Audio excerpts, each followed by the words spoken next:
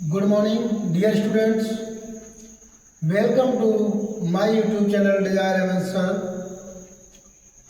आपकी जो फिजिक्स की लाइव क्लास थी जो 6 AM से होने वाली थी वो नहीं हो पाई है, लेकिन मैं आज की लाइव क्लास के स्थान पर रिकॉर्डेड क्लास आपको दे रहा हूँ। इस रिकॉर्डेड क्लास में जो लाइव क्लास में पढ़ाया जाना था वो रिकॉर्डेड क्लास में पढ़ाया जाएगा। ठीक है, तो बात करते हैं। तो कल टॉपिक कहाँ तक हो गया था? तो कल टॉपिक हो गया था विद्युत क्षेत्र की तीव्रता। कहाँ हो गया था? विद्युत क्षेत्र की तीव्रता। तो विद्युत क्षेत्र की तीव्रता और वो भी किसके कारण? द्विध्रुव के कारण। विद्युत द्विध्रुव के कारण। विद्युत द्विध्रुव के कारण। द्विध्रुव के कारण। विद्युत द्विध्रुव के कारण विद्युत क्षेत्र की तीव्रता दो प्रकार से निकाली जाती है। मुख्य रूप से दो प्रकार से निकाली जाती है। एक अक्षीय रेखा पर, दूसरी अक्षीय रेखा पर। तो एक होती है अक्षीय रेखा पर, अक्षीय रेखा पर स्थित किसी बिंदु पर तीव्रता, ठीक है ना। और एक होता है नक्षीय रेखा पर स्थित। किस पे होता है? नक्षीय रेखा पर स्थित किसी बिंदु पर विद्युत क्षेत्र की तीव्रता।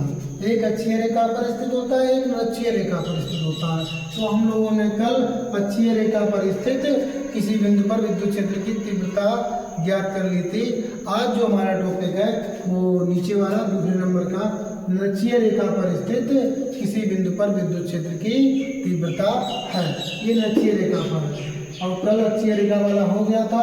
तो आज हम नक्षीय रेखा पर स्थित किसी बिंदु पर विद्युत क्षेत्र की तीव्रता ज्ञात करेंगे। तो हम लिखेंगे विद्युत द्विध्रुव के कारण, विद्युत द्विध्रुव के कारण, विद्युत द्विध्रुव के कारण नक्षीय रेखा पर स्थित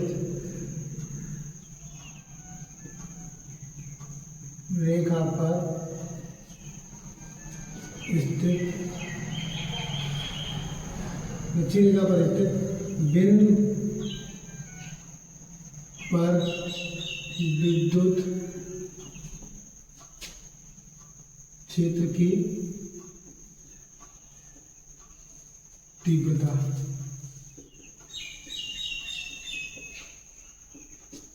देखिए, तो कल अक्षीय रेखा पर स्थित बिंदु पर विद्युत क्षेत्र की तीव्रता हो गई थी। आज नक्षीय रेखा पर स्थित बिंदु पर विद्युत क्षेत्र की तीव्रता ज्ञात करते हैं। जैसा कि हमने कल बता दिया था कि अक्षीय रेखा पर स्थित बिंदु कौन होगा, नक्षीय रेखा पर स्थित बिंदु कौन होगा। तो हमने कहा था पहले हम द्विध्रुव बनाते हैं। क्या बनाते हैं? द्विध्रुव। तो हमने मान लिया ये एक विद्युत द्विध्रुव है। ये क्या? ये एक विद्युत द्विध्रुव है। ये -q और +q आवेश से मिलकर बना है। या हम बोलते हैं AB, इसको A मान लेते हैं, इसको B मान लेते हैं और हम बोल देते हैं कि AB एक विद्युत द्विध्रुव है। AB एक विद्युत द्विध्रुव है जो -q और +q आवेशों से मिलकर बना है, जिसके मध्य की दूरी 2D है। कितनी है जिसके मध्य की दूरी? 2D। अगर इसको आधा कर लिया जाए, क्या कर लिया जाए? आधा, तो 1D इधर बचेगी और 1D इधर बचेगी। इस आधे पर जो बिंदु स्थित है उसको O मान लेते हैं। क्या मान लेते हैं? O। तो हमें मालूम है ये मध्य बिंदु है। क्या है? AB का मध्य बिंदु। और मध्य बिंदु मध्य मीन्स होता है आधा। आधा इधर बचेगा, आधा उधर बचेगा। तो O जो मध्य बिंदु है।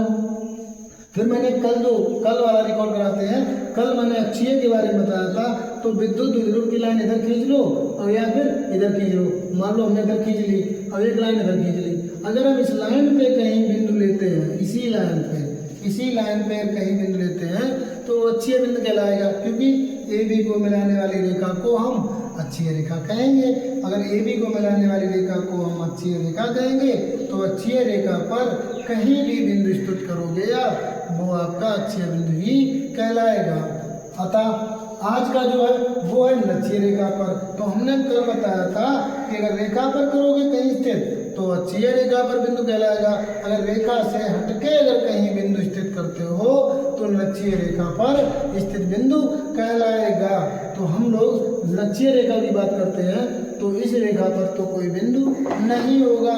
अतः हम मध्य बिंदु ओ से आर दूरी पर हमने मान लिया ये दूरी मेरी आर है, ये कितनी दूरी पर है, ये आर दूरी पर एक बिंदु हमने यहाँ पी ले लिया। क्या ले लिया, ये पी बिंदु क्या है,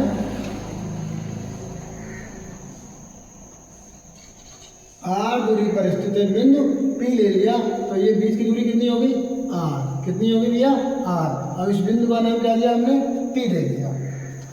ए बी विद्युत द्विध्रुव, परिभाषा में ऐसे लिखेंगे, ए बी एक विद्युत द्विध्रुव है जो -q+q आवेशों से मिलकर बना है, जिसके मध्य की दूरी 2d है और द्विध्रुव के मध्य बिंदु O से r दूरी पर एक बिंदु P स्थित है। ठीक है, जब P स्थित है, अब हमने इसी बिंदु पर -q आवेश के कारण और +q आवेश के कारण विद्युत क्षेत्र की तीव्रता ज्ञात करनी है और इन दोनों तीव्रताओं का परिणामी तीव्रता ज्ञात करनी है। ओके, तो हमें क्या पता, हमें क्या जानकारी होनी चाहिए। अगर हम लंबवत की बात करें तो लंबवत में साइन लगेगा, क्या लगेगा, साइन लगेगा। देखो पहले अगर हम लंबवत की बात करें तो E2 इधर हो जाएगा साइन थीटा और E1 हो जाएगा साइन थीटा। अब हमें लंबवत तो नहीं देखना है, हमें देखना है 0 थीटा, क्योंकि जरूरी थोड़ी है कि कोई विद्युत द्विध्रुव में जो बिंदु है वो मध्य बिंदु से 90 अंश कोण होना है, जरूरी है नहीं, 90 तो होगा ही नहीं, थीटा बनाएगा, जरूरी थोड़ी कि हर बार 90 बनाए, है ना। अब बिंदु इधर भी हो सकता है, मान लो यहाँ हुआ तो ये तो 90 से कम हो गया और अगर इधर हुआ तो ये 90 से ज़्यादा हो गया, 90 ज़्यादा हो गया। तो हमें साइन पे नहीं निकालना है कि विद्युत क्षेत्र साइन पे ही तो अधिक निकलेगा, लेकिन हमें निकालना है कुछ न्यूनतम कोण पर। तो हमें लगाना है यहाँ से इसको, ये दूरी पता होनी चाहिए भाई, जब विद्युत क्षेत्र निकालोगे बी से पी तक की दूरी पता होनी चाहिए और ए से पी तक की भी दूरी पता होनी चाहिए जब निकालोगे आप।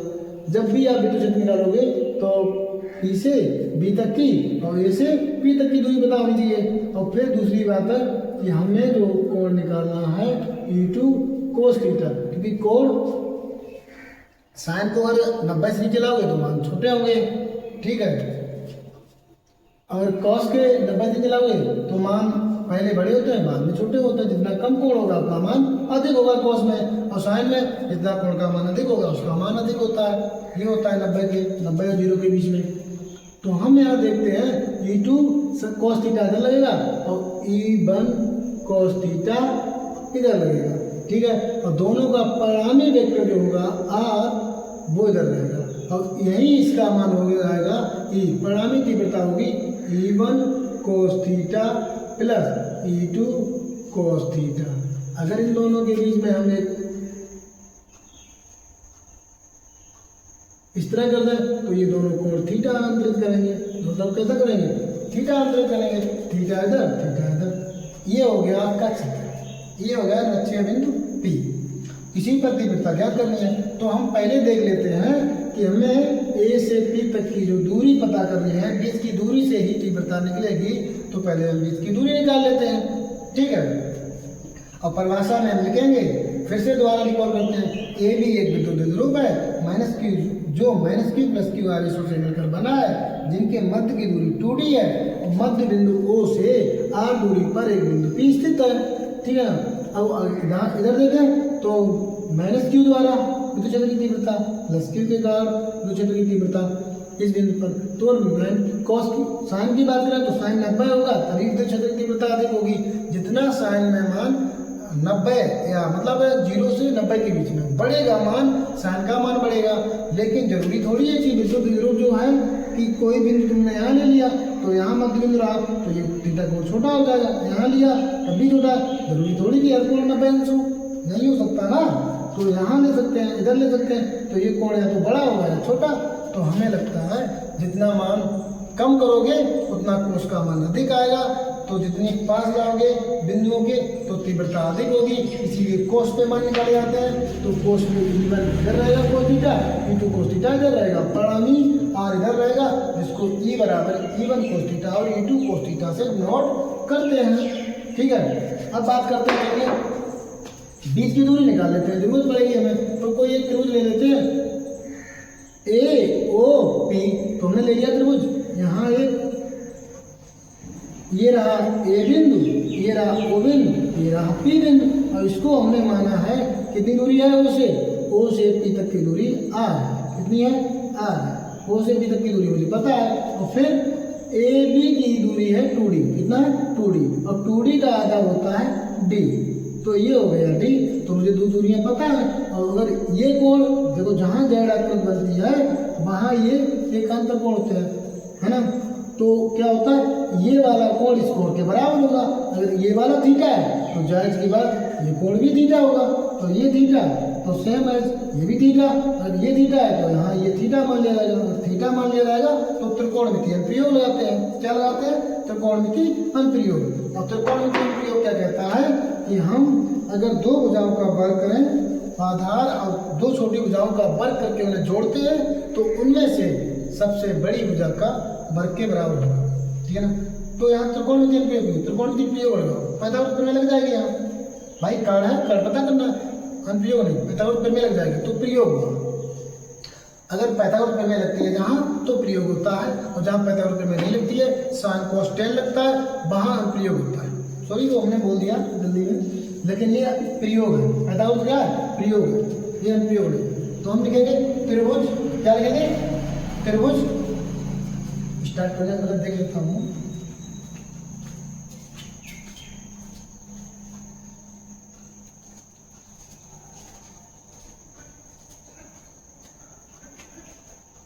त्रिभुज। तो त्रिभुज AOP में कोण O क्या है? कोण O समकोण है, क्या है? समकोण है। अगर समकोण है तो जायज की बात पाइथागोरस प्रमेय लग जाएगी। तो हम बोलेंगे AP का वर्ग बराबर AO का वर्ग और प्लस OP का वर्ग। तो AP का वर्ग, तो AP का वर्ग बराबर AO मतलब D का वर्ग और प्लस OP मतलब R का वर्ग। R बड़ी है तो हम R आगे कर लेते हैं, D पीछे कर लेते हैं, तो R का वर्ग प्लस D का वर्ग, और ये वर्ग उधर जाएगा तो क्या बन जाएगा? रूट हो जाएगा। क्या हो जाएगा? रूट। तो AP का मान मुझे मिल गया। अगर AP का मान मिल गया तो हमें ये लगता है ये त्रिभुज कैसा है? समबाहु त्रिभुज या समद्विबाहु त्रिभुज, दो भुजाएं बराबर है, तो जितनी दूरी यहाँ से होगी उतनी दूरी इधर से होगी। तो AP मान लो, AP मान लो या BP मान लो, दोनों का मान समान होगा। तो BP क्या हो गया? R का वर्ग रूट में R का वर्ग और प्लस D का वर्ग। AP भी हो गया, कितना हो गया? R का वर्ग प्लस D का वर्ग। A से P तक की दूरी होगी, B से P तक की दूरी होगी। चलिए तो हम बात करते हैं अब बिंदु P पर विद्युत क्षेत्र की तीव्रता के बारे में। तो देखते हैं -q आवेश के कारण, तो लिखते हैं -q आवेश के कारण, -q आवेश बिंदु आवेश के कारण, -q बिंदु आवेश के कारण, आवेश के कारण बिंदु P पर, बिंदु P पर विद्युत क्षेत्र की तीव्रता,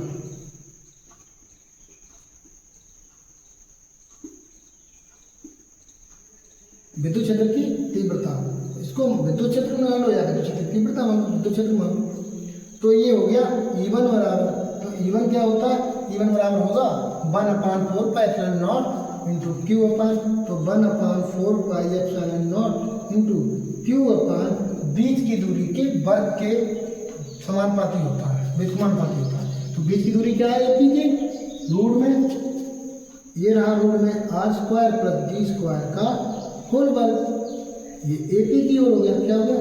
AP की दिशा में, AP की दिशा में नहीं, P से A की ओर होगा तो PA हो गया, PA की दिशा में हो गया।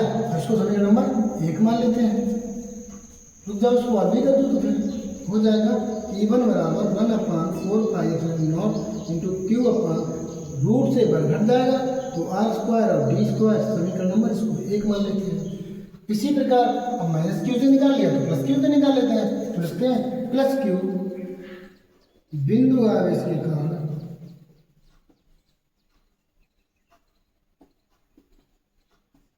के कारण बिंदु P पर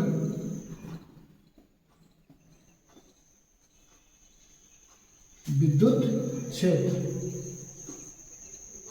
बिंदु P पर विद्युत क्षेत्र हो जाएगा इंटू बराबर तो 1/4πε0 इंटू Q1 क्यू यहाँ भी हुआ और r square plus D square root में का होल वर्ग। देखो चाहे ए से निकालो पी पर तब भी बीच की दूरी यही रहेगी और चाहे बी से निकालो पी पर तब भी बीच की दूरी यही रहेगी, ठीक है ना।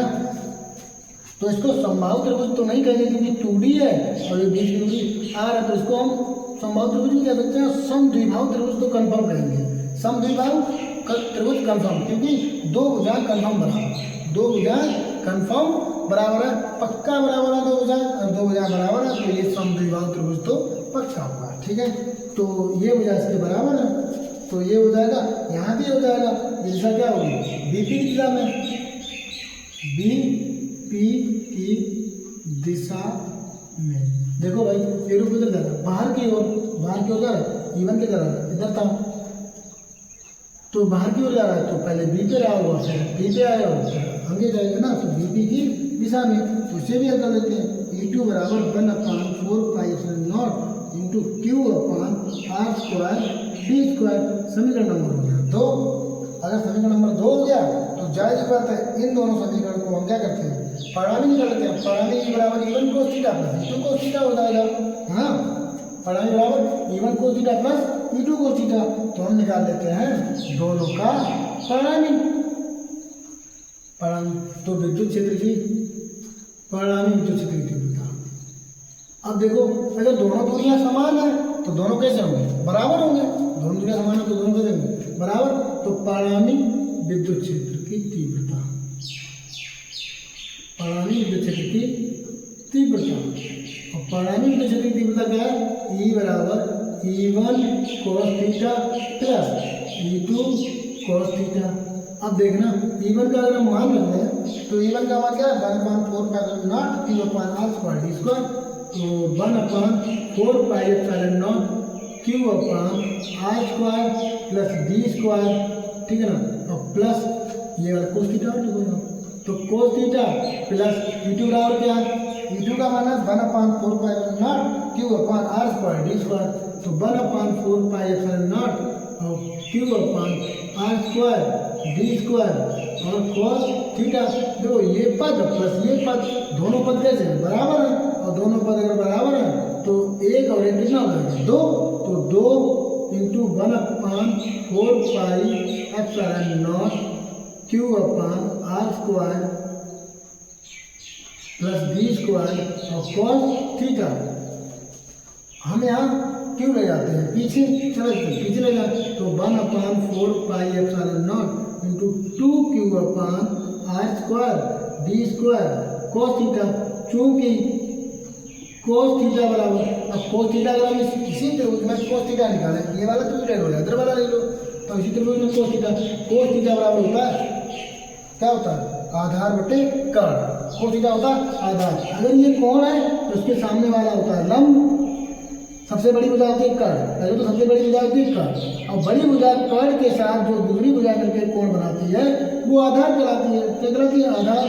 और ये हो गया फिर लंब, तो आधार बटे कर्ण, तो आधार क्या हुआ डी, कर्ण क्या हुआ AP, और AP का मान है कितना है AP का मान, AP का मान निकाला आपने D अपॉन AP, ये रहा ये वाला, ये दूरी रही रूट में are square plus D square, तो हम कोस थीटा ये लिख सकते हैं, तो E बराबर 1/4πε0 into 2Q upon are square plus D square into D upon root में are square into D square, तो E बराबर जो 1/4πε0 इंटू 2QD अपॉन इस पे अगर ध्यान देखो तो कितना हो जाएगा आर स्क्वायर डी स्क्वायर और इस पर घात चेक करोगे कितना हो जाएगा r square plus D square, और रूट का मतलब होता है 1/2 घात है, 1/2 घात है। और चूंकि 2qd बराबर होता है रो, क्या होता है रो, तो ई बराबर हो गया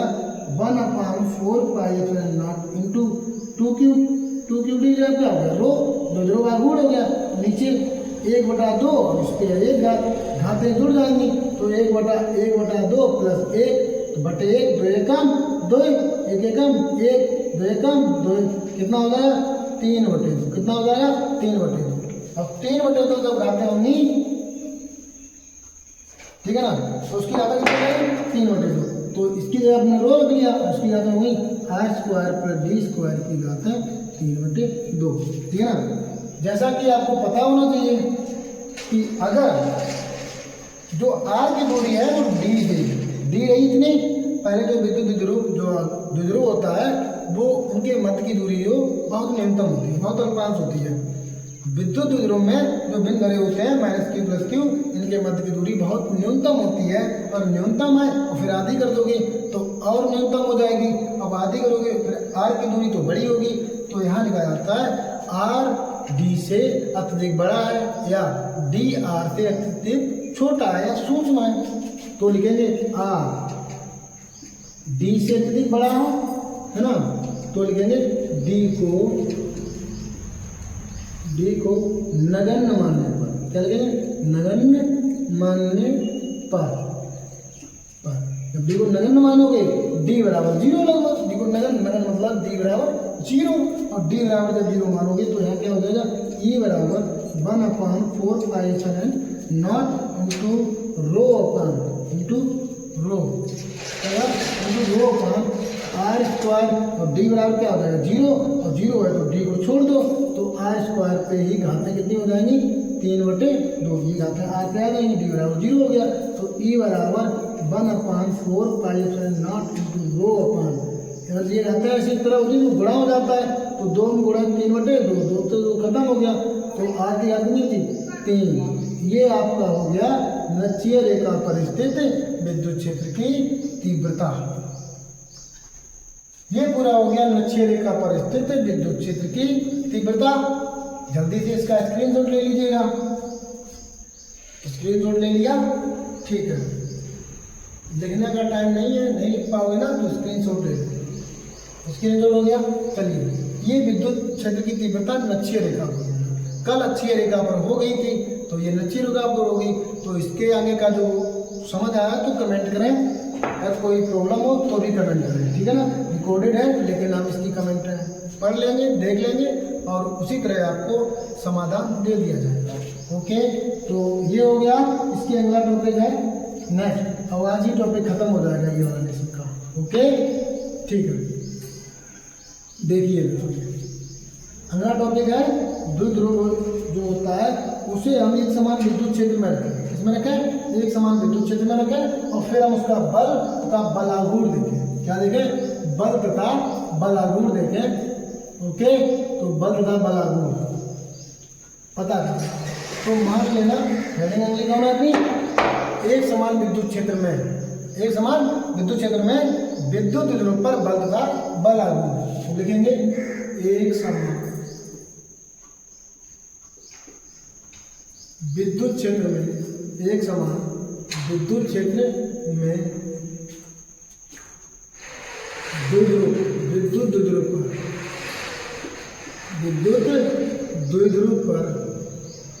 विद्युत द्विध्रुव पर बल तथा बलागुण,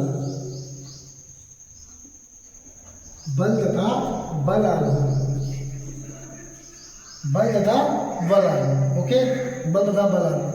तो बात करते हैं, हमने हेडिंग लिखा पहले एक समान विद्युत क्षेत्र, तो पहले हम यही क्रिएट कर देते हैं, एक समान विद्युत क्षेत्र क्या होता है, तो हमने मान लिया ये पूरा एक समान विद्युत क्षेत्र है, ये क्या है एक समान विद्युत क्षेत्र हमने बना लिया।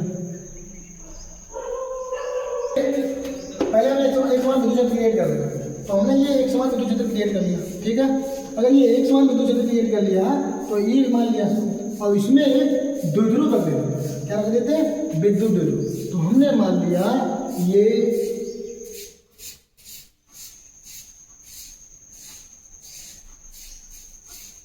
ये एक विद्युत ध्रुव है। क्या है? विद्युत ध्रुव है। इसको इस पॉइंट को हमने ए माना और इस पॉइंट को हमने बी माना। ओके, तो इस पर मान लिया मैंने माइनस क्यू आवेश, इस पर मान लिया हमने प्लस क्यू आवेश। क्लियर? इस पर माइनस क्यू, इस पर प्लस क्यू आवेश। और द्विध्रुव के मध्य की दूरी क्या होती है? डी, 2d होती है। तो द्विध्रुव के मध्य की दूरी 2d, कितनी? 2d। ओके, द्विध्रुव के मध्य की दूरी 2d हो गई। अब अच्छा आप ये बताओ, अगर किसी विद्युत द्विध्रुव या किसी को हम अगर नोट कराएं थोड़ी देर के लिए अगर हम ये कहें कि किसी पंखे की ये पंखुड़ियाँ है ना, ये पंखुड़ियाँ है, ठीक है ना, जो पंखे में लगी होती है ना वो है पंखुड़ियाँ। अगर इस पर हम इधर वाले पर ये इधर हाथ मारें, इस पर मारेंगे, हमने ऐसे मारा कस के इधर मारेंगे तो क्या ये पंखुड़ी तो आगे बढ़ेगी, साथ में क्या ये इधर आगे नहीं बढ़ेगी?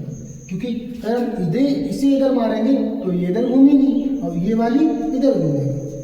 अर्थात इस पर जो हमने बल दिया वो इधर अगर धनात्मक है तो इस पर अपने आप स्वतः लगा ना, परिणामी विपरीत बल लगा, इस पर स्वतः विपरीत बल लगा वो उधर, अर्थात ये इधर घूमेगी, ये इधर घूमेगी। तो जायज की बात है, इस पे अगर धनात्मक बल है तो इस पे ऋणात्मक बल होगा, विपरीत दिशाओं में घूमेगी तो ऋणात्मक बल होगा।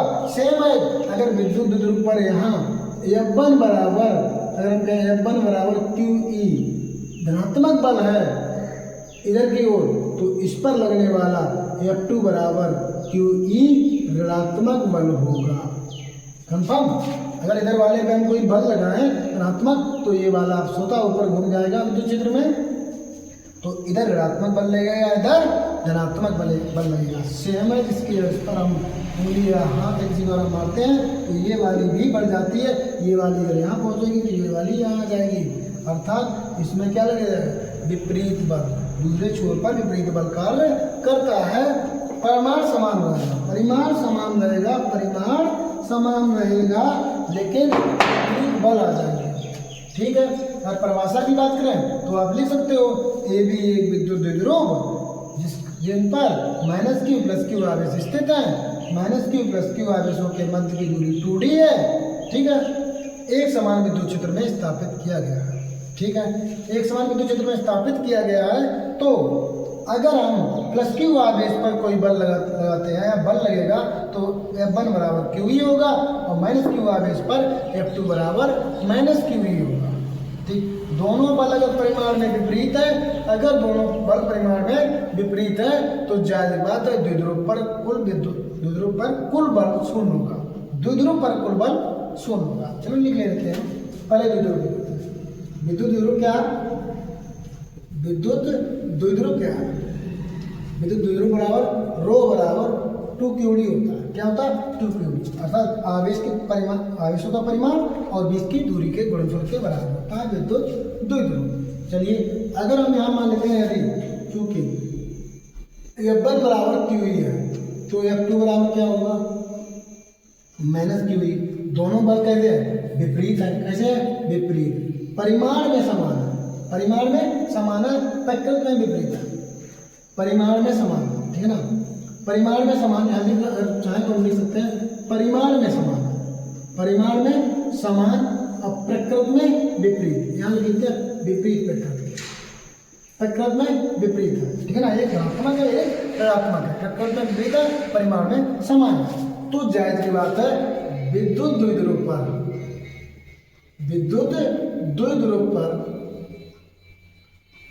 बल का मान शून्य होगा। क्या होगा? शून्य। भाई जायज बात है, ये धनात्मक है, अगर मान लें इस बल का मान 2 न्यूटन लग रहा है। कितना लग रहा है?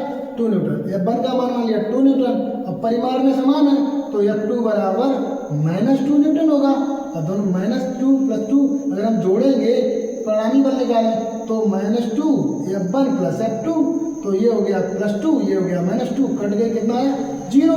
परिणामी बल का मान शून्य होगा। क्या होगा? शून्य होगा। किस पर? द्विध्रुव पर। ओके, चलिए, तो अगर द्विध्रुव पर शून्य होगा तो हम एक समान विद्युत क्षेत्र के कारण थीटा अंश पे देख सकते हैं। पे देख लेते हैं थीटा, तो हमने यहाँ से डाल लिया लंब, क्या डाल लिया लंब, ये हो गया मेरा लंब, ठीक है ना। तो एक त्रिभुज बन के आया, क्या आया एन मान लिया, क्या है एन, आप देखते हैं, ठीक है ना, एन मान लिया, तो एन हो गया। अब हमने क्या ज्ञात करने को कहा, बल आघूर्ण, क्या ज्ञात करने को कहा, बल आघूर्ण, तो हम बोलेंगे अतः प्रत्यानयन बल आघूर्ण, प्रत्यानयन बल आघूर्ण टाउ बराबर, किसे नोट करते हैं टाउ से, प्रत्यानयन बल आघूर्ण टाउ बराबर क्या होता है, बलों का परिमाण या बल का परिमाण, दोनों का नहीं, बल का परिमाण गुणे बलों के बीच की लंबवत दूरी, बलों के बीच की या मध्य की लंबवत दूरी, लंबवत दूरी, तो बलों के बीच की लंबवत दूरी, इसीलिए हमने ये लंब डाला और ये दूरी हमें पता होनी चाहिए, बलों के बीच की लंबवत दूरी, ये लंबवत दूरी, ये यहाँ मान लिया जाएगा F2 और यहाँ मान लिया गया F1, तो इसके बीच की दूरी जो होगी वो लंबवत दूरी है। देखो एक चीज़ यहाँ रखी है, एक चीज़ यहाँ रखी है, तो ये खड़ी है लंबवत हुई, ठीक है ना, लंबवत हुई। अगर एक चीज़ यहाँ रखी है तो इसको यहाँ से मिला दूर दिया जाएगा, लेकिन ये चीज़ आएगी यहाँ, तब पता लगेगा लंबवत दूरी, एक ऊपर एक नीचे, उसे बोलते हैं लंबवत दूरी, ठीक है, लंबवत दूरी। अगर हम ऐसे थीटा निकालें तो ये क्या होगा, ये इस आधार के अनुसार ये त्रियक हो गया, क्या हो गया त्रियक, तो या तो इससे यहाँ ले जाओ तब लंबवत दूरी निकलेगी, है ना, या फिर इसे यहाँ लाओ, इसे यहाँ लाओ तब यहाँ से ए और बी के बीच की लंबवत दूरी निकलेगी, इसे सी मान लो, इसे डी मान लो, इसे यहाँ लाओगे तब यहाँ से लंबवत दूरी निकलेगी, इसे यहाँ लाओगे तब यहाँ से निकलेगी, ठीक है, तो लंबवत दूरी होगी। तो हमने इसको इधर ले गए, ना कि इसको इधर ले, इसको इधर ले गए तो यहाँ से देखा तो लंबवत दूरी मुझे बी एन प्राप्त हुई, क्या हुई बी एन, ये बी था ये एन था, बी एन प्राप्त हुआ। तो कोई बात नहीं, टाउ बराबर बलों का परिमाण, या तो हम F1 का परिमाण लिख लें या हम लिख लें F2 का परिमाण, F1 का या F2 का परिमाण, प्रकृत नहीं लिखेंगे, प्रकृत मतलब प्लस माइनस की कंडीशन नहीं लिखेंगे, सीधा डायरेक्ट परिमाण लिखेंगे। और बलों की लंबवत दूरी कितनी मानी है, बी एन, यही लंबवत दूरी है बी एन।